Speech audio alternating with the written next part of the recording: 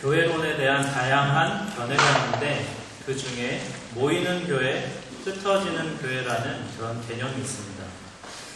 이렇게 주일에 함께 모여서 예배를 드리고 수요 예배, 토요 기도회 이렇게 함께 정해진 장소에 모이는 것을 모이는 교회라고 이야기하고요. 모였던 성도들이 각자의 삶의 자리로 돌아가서 직장과 가정 그리고 학업의 자리로 돌아가서 그곳에서 하나님의 통치와 하나님의 다스리심을 실천하는 것을 가리켜 흩어진 교회라는 그런 표현을 합니다. 한국 교회는 좀 전통적으로 모이는 교회에 대한 강조가 훨씬 많았습니다. 유독 교회 모임이 많이 있었죠. 그래서 이에 대한 평가와 반성이 참 많이 이루어졌는데 그 핵심적인 반성의 질문이 이것이었습니다. 우리는 왜 모이는가? 우리는 무엇 때문에 이렇게 열심히 모이는가? 그래서 그에 대한 답이 뭐냐면 바로 우리는 흩어지기 위해서 모인다. 이것이 흩어지는 교회론인데요. 그래서 함께 모여서 기도하고 함께 예배하고 찬양하고 하는 이 모임을 통해서 성령 안에서 하나님의 백성됨을 회복하고 한 공동체됨을 마음껏 누린 이후에 우리가 각자의 삶의 자리로 돌아가서 가정에서 또 직장에서 학업에서 이웃과의 관계 안에서 사회의 구성원으로서 하나님의 백성으로서 그 자리에서 빛과 소금으로 살아간다는 이게 바로 이제 흩어지는 교회론의 핵심적인 부분이죠. 굉장히 좀 멋있고 아주 이상적인 그런 개념임에 분명합니다.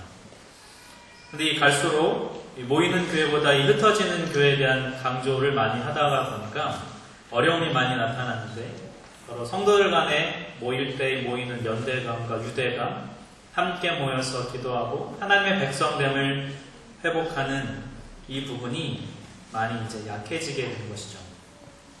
이 모이는 교회와 흩어지는 교회는 분리될 수 없고 서로 잘 보완을 이루어가면서 균형 있게 잘 가야 하는데 한쪽만 강조할 때 많은 문제가 생기기 마련입니다.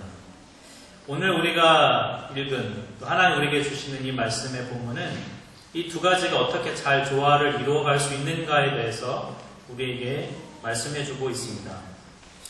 히스기야가 유다 왕국이 몰락해 가던 시기에 그가 왕이 되었습니다. 특히 크게 아주 두 가지 측면에서 큰 어려움이 있었는데 정치적으로 그러했고 또 종교적으로 큰 어려움 가운데 있었습니다. 종교적으로 특별히 상당히 암울한 시기에 있었습니다. 히스기야 왕의 아버지가 아하스 왕이라는 이 왕인데 이 아하스 왕이 16년간 유대 땅을 통치하면서 전 국가적으로 우상 숭배를 장려했습니다. 특별히 우리가 주목해야 할 한 가지 사실이 있는데 이 아하스 왕 때에 성전 제사가 완전히 폐지되었다는 것입니다. 쉽게 얘기하면 교회가 아예 문을 닫은 겁니다. 이전에 다른 왕들은 그래도 여호와를 섬기면서 이런 혼합신앙, 이방 우상도 섬기는 혼합신앙의 태도를 보였었는데 이 아하스 왕은 아예 교회 문 자체를 닫아버리고 우상숭배를 적극 장려했던 그런 왕이죠. 이처럼 영적으로 굉장히 암울한 시기에 있었고요. 또 정치적으로도 굉장히 힘든 시기 가운데 있었습니다. 이 남유다의 바로 위에 있는 북이스라엘이 더 북쪽에 있는 신흥 강대국인 아수르라는 강대국의 침략의 위협을 상당히 많이 받고 있던 시기였습니다. 이 솔로몬의 아들 르호보암 때 북이스라엘과 남유다로 남북으로 갈리게 되면서 쭉 이어져 오다가 이 히스기야 왕까지 이어져 오게 되는데요. 이후에 오늘 우리가 읽은 본문 이후에 결국 히스기야 왕이 된 지 6년 만에 북이스라엘이 아수르의 멸망을 당하게 됩니다. 당연히 북이스라엘이 멸망한다는 것은 남유다 역시 정치적으로 아수르의 위협 가운데 노출되어 있다는 이야기이죠. 이처럼 종교적으로 그리고 정치적으로 굉장히 깊은 암흑기의 상황에서 왕이 된 이 히스기야가 고민을 한 거죠. 우리가 어떻게 하다 이 지경이 됐을까? 우리가 어떻게 하다 이렇게 정치적으로 종교적으로 이런 깊은 어둠 가운데 있게 되었을까? 우리가 어떻게 하다 이렇게 정치적으로 종교적으로 이런 깊은 어둠 가운데 있게 되었을까? 우리가 어떻게 하다 이렇게 정치적으로 종교적으로 이런 깊은 어둠 가운데 있게 되었을까? 우리가 어떻게 하다 이렇게 정치적으로 종교적으로 이런 깊은 어둠 가운데 있게 되었을까? 고민한 끝에 그가 내린 결론은 이 모든 것이 다 우리가 여호와께 불순종한 죄 때문이라는 그런 결론을 그가 내었습니다.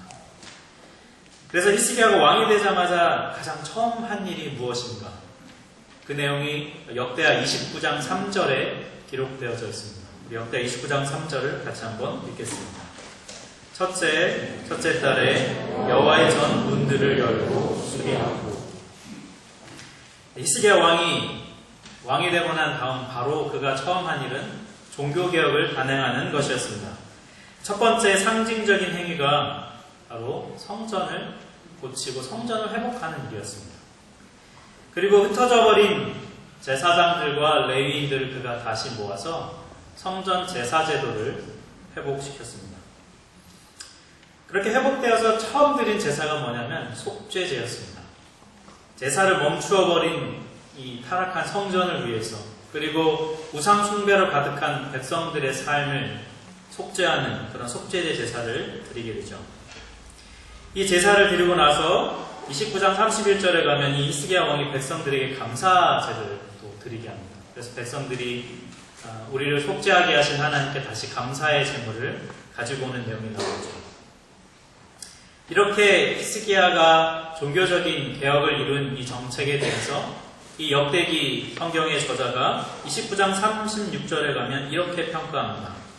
이 일이 갑자기 되었으나 하나님께서 백성을 위하여 예비하셨으므로 히스기야가 백성과 더불어 기뻐하였더라고 역대기 기자는 평가하고 있습니다.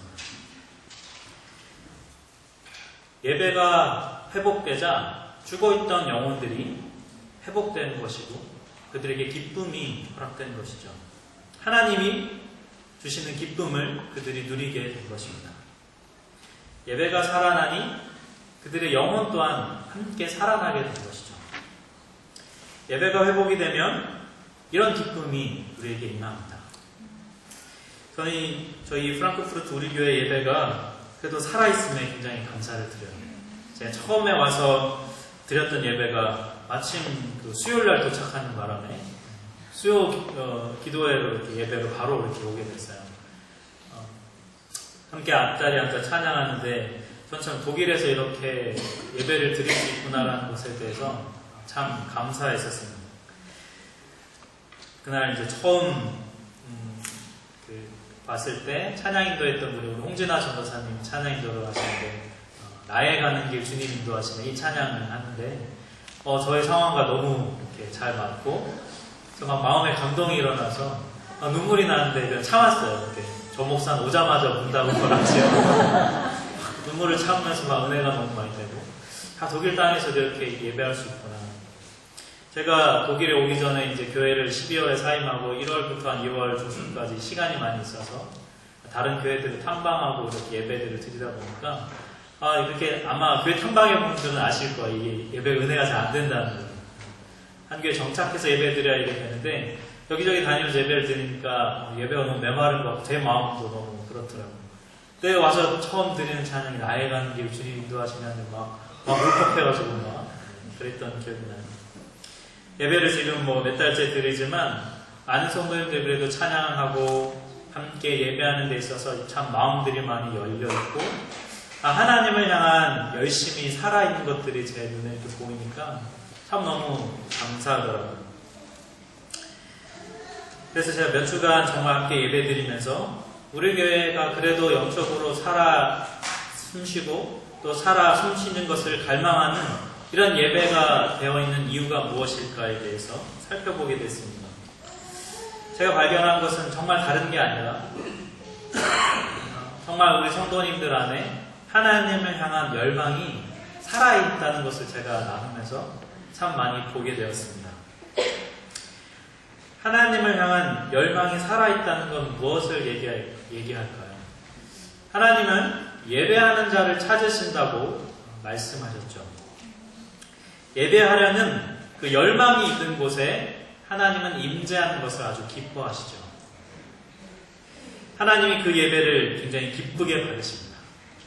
열망이 있는 예배에 하나님이 임재하셔서 하나님이 기뻐하시면 어떤 일이 벌어지냐면 하나님의 기쁨이 그 예배에 임합니다. 하나님의 기쁨, 예배하는 자들의 그 열망을 받으시는 그 하나님의 기쁨이, 그 기쁨이 우리에게 임한다는 것이죠. 제가 예전에 섬기던 교회에서 수련회 찬양 인도를 하던 가운데 굉장히 강력한 어떤 성령의 임재를 경험한 적이 있어요. 성령이 임재하시면 나타나는 여러 가지 현상들이 있습니다.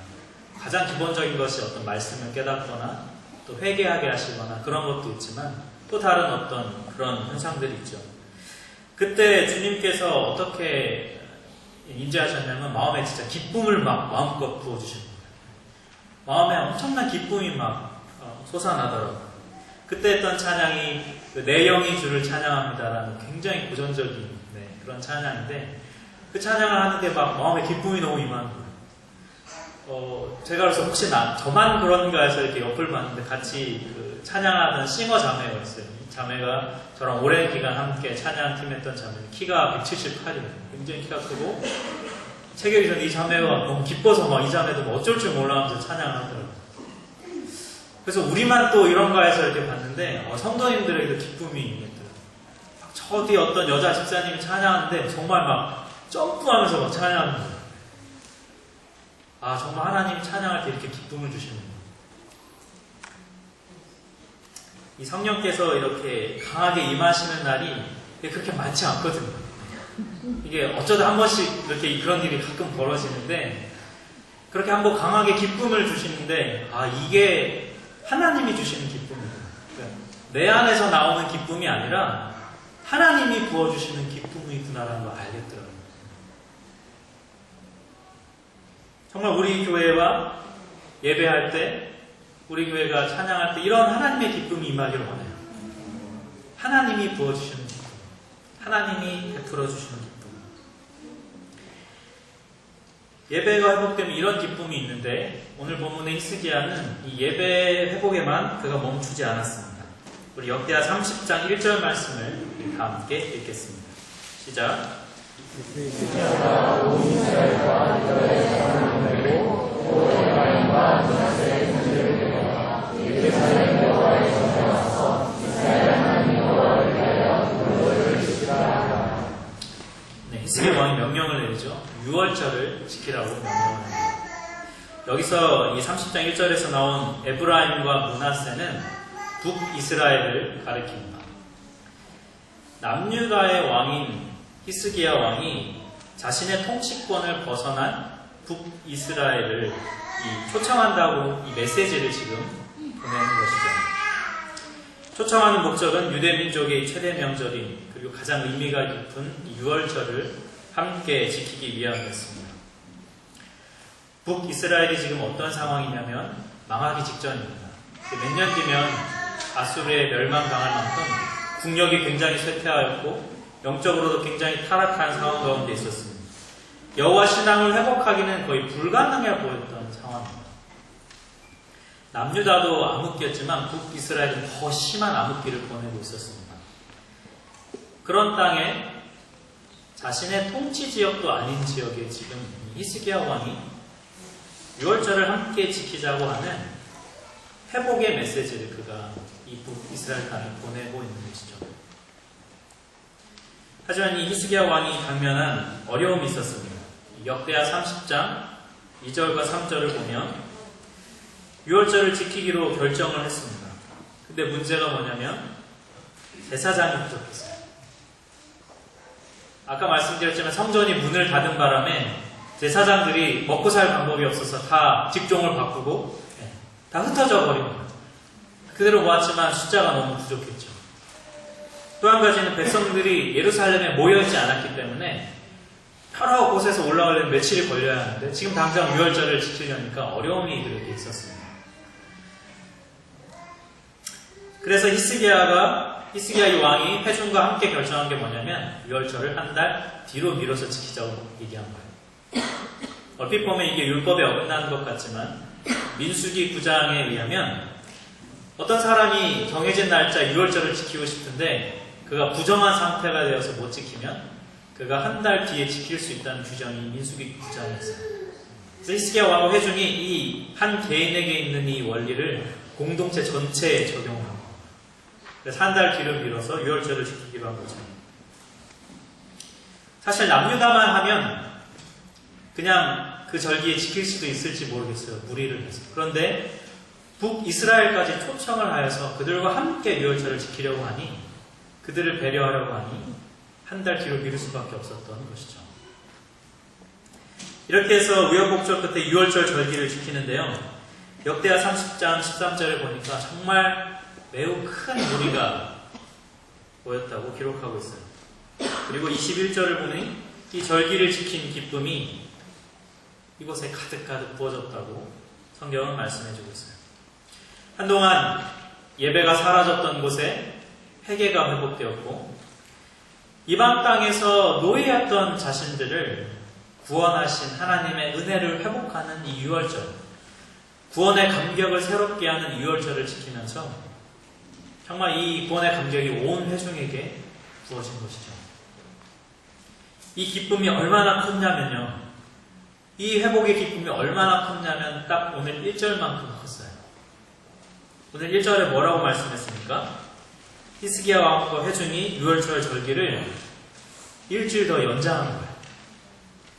이미 유월절 절기 일주일 다 지켰는데 기쁨이 너무 크게 임해가지고 일주일 더 하자고 얘기한 거예요. 이 오늘날로 말하면 이런 거예요. 이 전교인 여름 수련을 갔어요. 전교인 여름 수련을 갔는데 수련의 은혜가 엄청나게 부어지는 거예요.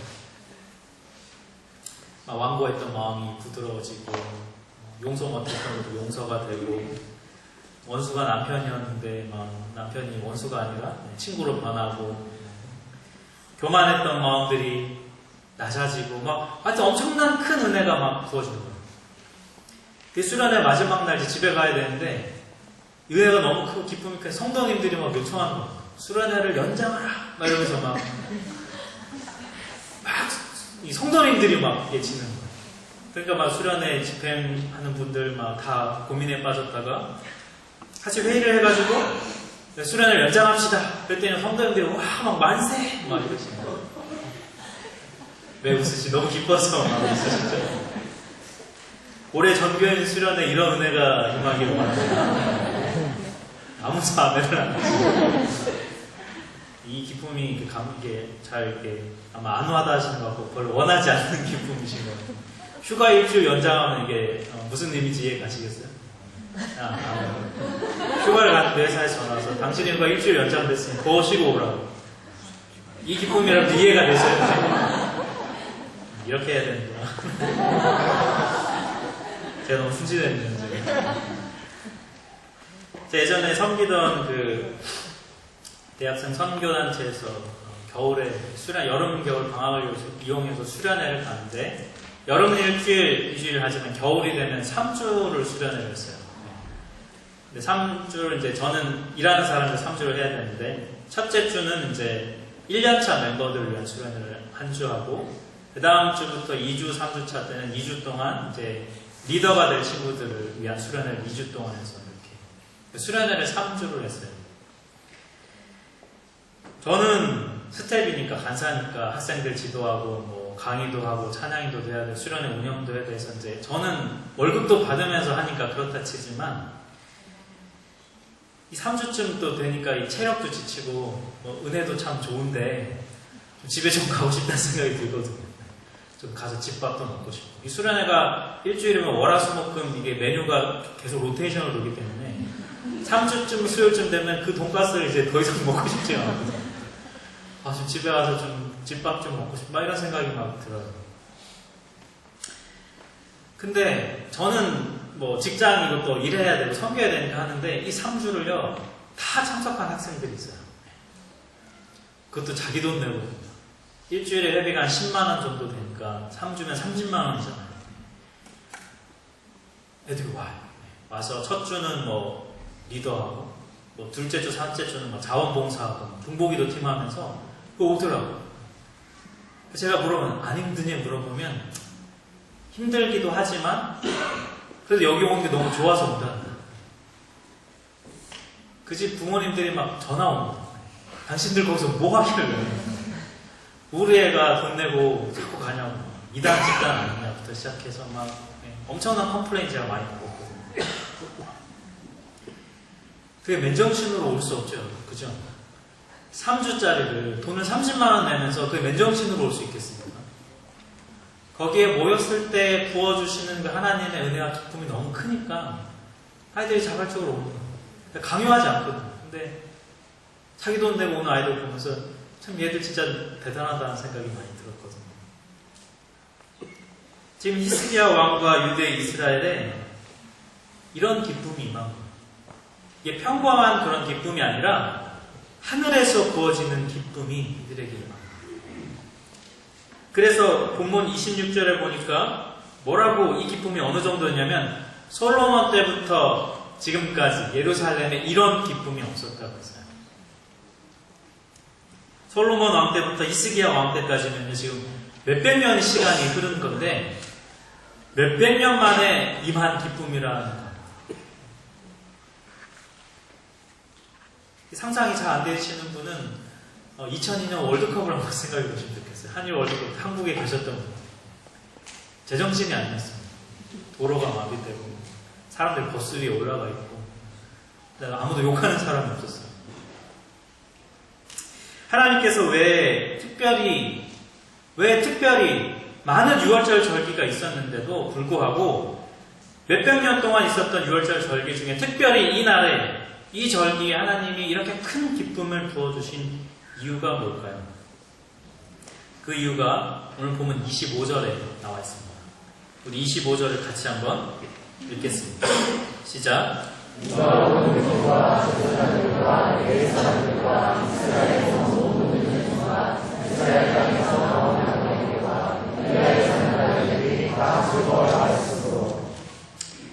히스기야의 유월절에는 오늘 25절에 따르면 다른 유월절과 다른 두 가지 특징이 있었습니다. 첫 번째는 북이스라엘에서 온 회중이 참여했다는 겁니다. 나뉘어졌던, 소외되었던, 다른 통치권에 있던 북이스라엘이 함께 이 절기 하나 되어서 절기를 지키고자 하는 것이죠. 이 히스기야 왕은 남유다 지역만 회복되길 원하지 않고 영적으로 암흑해져가는 그 땅에 회복의 메시지를 초청을 보냈고 그들이 함께하는 나뉘어졌던 자들이 함께 한 백성이 되어서 하나 되어 절기를 지키는 것 이걸 하나님이 보시기에 너무 선하고 기쁘셨던 것이죠. 또 두 번째 특징이 뭐냐면 소외된 사람들이 이 즐거움에 동참하게 됐다는 거예요. 26절 보면 25절 보면 이스라엘 땅에 유다 땅에 있는 나그네들이 기뻐했다는 거예요. 여러분 나그네는 정처가 없는 사람입니다. 절기를 누리고 싶고 함께하고 싶어도 가족들이 없는 그런 사람들이었어요. 소외된 사람들, 이 사람들이 이 유월절에 함께 포용이 되었고 함께 이 절기를 기뻐할 수 있게 됐다는 것이죠. 하나님 보시기에 이것이 너무 선했던 겁니다. 나누어진 사람들, 소외된 사람들이 함께 예배드리고 정말 깊은 어둠 가운데 있는 사람을 초청하여서 그와 함께 예배드리고 하나님 보시기에 이것이 너무 선하고 기쁘셨던 것이죠. 정말 우리 교회에 이런 기쁨이 부어지길 원합니다.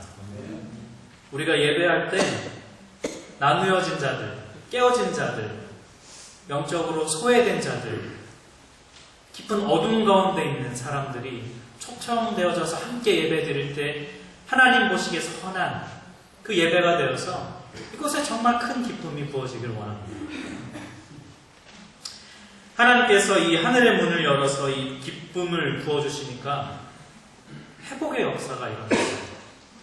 오늘 본문에 보면 두 가지 회복이 있었다고 말씀하는데 첫 번째는 기도의 회복이고 두 번째는 삶의 회복입니다. 본문 27절을 우리 같이 한번 보겠습니다. 같이 읽겠습니다.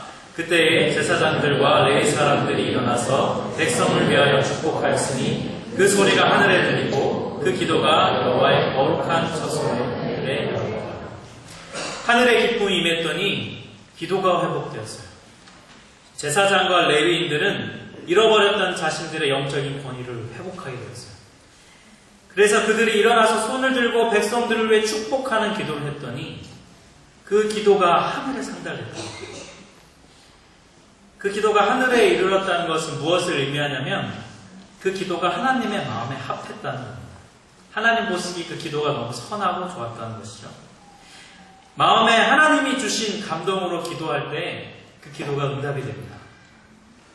특별히 오늘 본문의 이 제사장과 레위인들처럼 공동체의 리더십들이 정말 마음에 하나님 주신 성령의 감동으로 공동체원들을 위해 기도하고 축복할 때 그 감동의 기도가 하늘에 닿게 된다는 거예요. 지난주 수요일에 우리 수요 기도에 의해 싹상 모임을 하면서 기도 제목을 이렇게 받았는데 그 기도 제목을 보면서 우리 성도님들의 삶의 무게감도 참 많이 느꼈고요. 또 이분들을 섬기는 우리 싹장님들의 수고와 아픔도 참 많이 느껴졌어요. 그 기도 제목을 받아서 이렇게 쭉 프린트하면서 읽어보는 가운데 하나님이 그런 마음을 좀 저에게 주셨어요. 함께 기도해라. 이 삶의 문제들을 들고 너희가 함께 기도해야 된다는 거예요. 교회 리더십들의 지친 마음들, 또 상한 심령들, 고갈되어가는 정서들이 기도하는 가운데 참 제 마음에 많이 느껴졌어요. 그래서 기도하는 가운데 보니 하나님께서 어떤 저에게 영적인 현실들을 참 많이 보여주시더라고요. 다들 정말 삶의 자리에서 또 교회에서 맡겨진 자리에서 정말 수고하고 애쓰면서 열심히 달려가고 있는데 다들 다 각계전투하고 계신 것 같아요. 홀로 씨름하며 버티며 섬기며 인내하느라 참 많이 버거워하고 계신다는 느낌이 참 제 안에 많이 들었어요. 그때 알게 됐습니다. 하나님께서 너희가 그냥 기도해라 이게 아니라 왜 함께 기도하라고 말씀하시는지 알겠더라고요. 하나님께서 지금 우리에게 원하시는 것은 우리가 모여서 함께 기도하기를 원하세요. 우리 모임에 하나님이 주시는 그 마음의 감동함을 가지고 함께 기도합니다. 서로 삶을 나누다가 어려움들이 발견되면 그 자리에서 함께 기도합니다. 하나님 정말 우리 서로의 삶이 이렇게 힘든데 하나님 이 사람의 삶에 하나님의 은혜가 임하게 해주십시오. 같이 손붙들고 기도합니다. 하늘의 감동으로 함께 기도할 때 그 기도가 하늘에 닿았다고 오늘 본문은 얘기해주고 있어요. 정말 우리가 서로에게 해줄 수 있는 것이 많지 않지만 서로 그냥 이야기만 들어주며 힘들겠구나 위로해주는 것도 참 좋지만 지금은 우리가 함께 손을 잡고 함께 끌어안고 서로 위해 함께 기도해야 할 때입니다. 모임에 어려움이 있고 짝에 어려움이 있고 삶에 어려움이 있을 때 그것들을 나눌 때 정말 진심으로 마음으로 성령이 주시는 감동으로 함께 기도할 때 그 기도가 하나님의 마음에 합한 기도가 되는 것이죠. 혼자서 골방에서 기도하시는 분들도 있겠지만 이거 훈련된 분들은 하실 수 있어요. 몇십 분씩, 한 시간씩. 근데 대부분 훈련되시지 않은 분들은 오랜 시간 기도 잘 못합니다. 10분, 20분 이상 기도하는 것조차 되게 어렵거든요. 근데요, 같이 기도하면요, 오래 할 수 있어요. 이번 주 지난 토요일에 기도회로 했거든요. 끝나고 보니까 1시간 20분씩이나 했더라고요. 이렇게 오래 했나 싶은데 아마 힘드신 분들도 있겠지만 혼자 1시간 20분 기도하셨으면 못 하셨을 거예요. 공동체가 모여서 함께 기도하고 찬양하니까 그냥 버티기로라도 1시간 20분 버티시잖아요. 공동체가 기도할 때 유익은 영이 풍성해집니다. 혼자 기도하면 메마르고 뻑뻑하고 다음에 어떻게 기도해야 될지 잘 모르겠고 막히는 것들이 많은데 함께 기도하면요 이게 시너지 효과가 일어나서 함께 영적인 친교와 눈에 보이지 않는 그 시너지 효과가 함께 일어나기 때문에 홀로 할 수 없는 기도가 되어지고 혼자 기도할 때 닿지 못했던 성령의 임재의 영역을 우리가 함께 경험하게 돼요. 그래서 함께 기도하는 것이 너무나 중요한 거예요. 하나님 우리가 지금 함께 기도하기 원하세요. 가정에서도 여러분 함께 기도하세요. 가정에 어려움이 있을 때, 식사 기도할 때 함께 기도합니다. 부모님들도 아이들 위해서 잠자리 들기 전에 기도해 주세요. 저도 여기 와서 아이들 위해서 이제 기도해 주거든요. 자기 전에. 제가 딴짓하고 있으면 딸이 옵니다. 아빠 빨리 오라고. 막 기도하라고. 그래서 자기 전에 꼭 이렇게 기도해 주는데요. 애들이 이 기도를 정말 듣고 있구나라는 언제 하냐면 가끔 식기도할 때 이렇게 시키거든요. 네. 식기도할 때 그 기도가 그대로 나와요. 제가 해준 그 기도를 그대로요. 이거 해주시고 저거 해주시고 막 뱉고 아멘으로 끝났는데 그래도 정말 그게 나오더라고요. 저희 현복지사님 그때 수술하실 때 이렇게 같이 식사하면서 기도했는데요. 내가 그 기도를 기억하고 찾아가서 수술 잘했냐고 묻는 저희 아들이 제 아들이라는 게 아니라 함께 같이 기도를 나누고 그걸 아이가 기억하고 하더라고요. 함께 기도해야 할 때, 함께 마음에 감동을 주실 때, 그 기도가 상달될 때 성도 간의 교제도 일어나지만 하나님 우리의 기도를 들으시구나 라는 응답의 그 위로와 경험들이 함께 되어지는 거죠. 두 번째 회복은 뭐냐면 이 모든 집회가 마쳐진 뒤에 일어났습니다. 우리 31장 1절을 같이 한번 읽겠습니다. 읽을까요? 시작. 이 모든 일이 끝남에 거기에 있는 이스라엘 무리가 나와서 유다 여러 성읍에 이르러 주상들을 깨뜨리며 아세라 목상들을 찍으며 유다와 베냐민과 에브라임과 므낫세 온 땅에서 산당들과 제단들을 제거하여 없애고 이스라엘 모든 자손이 각각 자기들의 본성 기력으로 돌아갔다. 우상 깨뜨리기 캠페인이 벌어졌어요.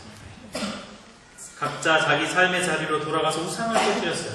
누가 시킨 것도 아닌데 큰 기쁨을 경험한 하나님의 은혜를 경험한 백성들이 삶의 자리로 돌아가서 자기들의 삶에 있었던 우상들을 깨뜨리기 시작하는 겁니다. 이게 유다 지역뿐만이 아니라 버려졌던 땅에서 왔던 북이스라엘의 백성들이 에브라임과 므낫세 온 땅에서도 이 일이 일어났다는 거예요. 요즘에 기독교의 교리가 그 삶으로 보여주어야 한다는 목소리가 참 많습니다. 이전 한국교회가 그렇게 뜨겁게 기도하고 그렇게 열심히 모였는데 지금 삶의 모습은 변하지 않고 인격이 다듬어지지 않고 교회로서 아름다운 모습을 보여주지 못해서 많은 비난을 받고 있죠. 그래서 요즘에는 예배의 회복을 부르짖기보다는 네 삶이, 당신의 삶이 예배가 되게 하십시오. 이런 부분이 훨씬 더 많이 강조되고 있습니다. 그래서 이제 막 집회에 모여서 박수치고 막 뜨겁게 찬양하자고 하면 다들 굉장히 어색해하세요. 나이 드신 분들 알겠죠? 옛날에는 북한하면 찬양했거든요. 북치면서 막 둥둥둥 하면서 기도하고 찬양했던 적이 있어요. 막 박수치면서 이렇게 하면서. 요즘에는 그러면 약간 이상하게 보거나 냉소하거나 많이 그러죠. 삶이나 제대로 살라고 얘기합니다. 예배 회복하자고 하면 삶이 더 중요하다고 얘기해요. 한국교회가 예배 강조하다가 이 모양 이 꼴이 났다 이렇게 많이 얘기합니다. 그런데 정확하게 보면 예배를 강조해서 그렇게 된 게 아닙니다. 문제는 왜곡된 신앙과 신학의 방향성이 더 문제였죠. 예배를 강조하는 게 문제가 아니라 잘못된 신학을 갖고 예배했기 때문에 문제가 됐던 거예요. 모이는 예배보다 삶의 예배가 중요하다는 걸 우리는 알죠. 삶을 잘 살아야 된다는 걸 압니다. 그리스도인으로서 하나님의 백성으로서 이 땅에 살아야 된다는 걸 잘 알죠. 근데 우리가 그걸 몰라서 못하는 게 아니잖아요. 개인의 삶에서 거룩한 주의 백성으로 살고 싶지만 제자로 살고 싶지만 몰라서 못하는 게 아니죠. 막상 그 삶의 자리에 딱 부딪혔을 때, 그 삶의 자리로 들어갔을 때 하나님 백성으로 살아낼 힘이 우리 안에 없는 거예요. 그 힘은 우리가 함께 모여 기도하고 함께 예배하는 공동체적 모임 가운데 그 힘이 나와요. 생각만 올바른 게 아니라 실제 내 삶에서 내 입을 통해서 내 손과 발을 통해서 그리스도의 말씀이 나가고 그리스도의 향기가 전달되는 것은 성령의 역사입니다. 혼자서만 열심히 기도하는 게요, 가장 위험합니다. 왜냐하면 자기만의 신앙으로 완고해질 수 있거든요. 함께 기도하고 공동체 가운데 흘러나왔던 놀라운 기쁨이 임했더니 이스라엘 백성들은 시키지도 않았는데 돌아와서 삶의 자리 우상들을 깨뜨리고 버렸어요. 공동체가 함께 모여 하나님의 기쁨을 경험하고 누릴 때 이것이 자연스럽게 삶으로 흘러들어가요. 그 생수의 강이 함께 모였을 때 임했던 성령의 역사가 삶의 자리로 연결되어져서 실제 삶의 예배가 회복되는 역사가 이루어져야 한다. 공동체의 영성이 개인의 삶으로 흘러들어가서 그 삶이 새로워지는 것이죠. 정말 우리 교회도 이런 은혜가 있기를 간절히 원해요. 함께 모여 예배하고 찬양할 때 정말 하늘의 기쁨이 임하는 그 은혜, 하늘에서 부어주시는 은혜, 소외된 사람들, 영적으로 깊은 암흑 가운데 있는 사람들을 초대하여서 함께 예배하고 그들을 찾아가서 위로하며 함께 기도하고 함께 하나님의 이름을 부르며 그리스도의 이름으로 모인 그곳에 하나님의 기쁨이 부어지는 은혜, 그 은혜가 흐르고 넘쳐서 우리 성도님들의 삶의 자리로 흘러가서 직장과 가정에서 학업에서 그 공동체에 임했던 기쁨이 그대로 삶 가운데 흘러가서 모였을 때나 흩어졌을 때나 정말 하나님의 기쁨이 임하는 그런 교회가 되기를 간절히 원합니다. 정말 우리가 함께 기도해서 하늘의 문이 열려지고 은혜의 담비가 부어지는 주일 예배, 우리 각 부서 예배, 쌍모임, 성도 간의 교제의 모임이 되기를 간절히 원합니다.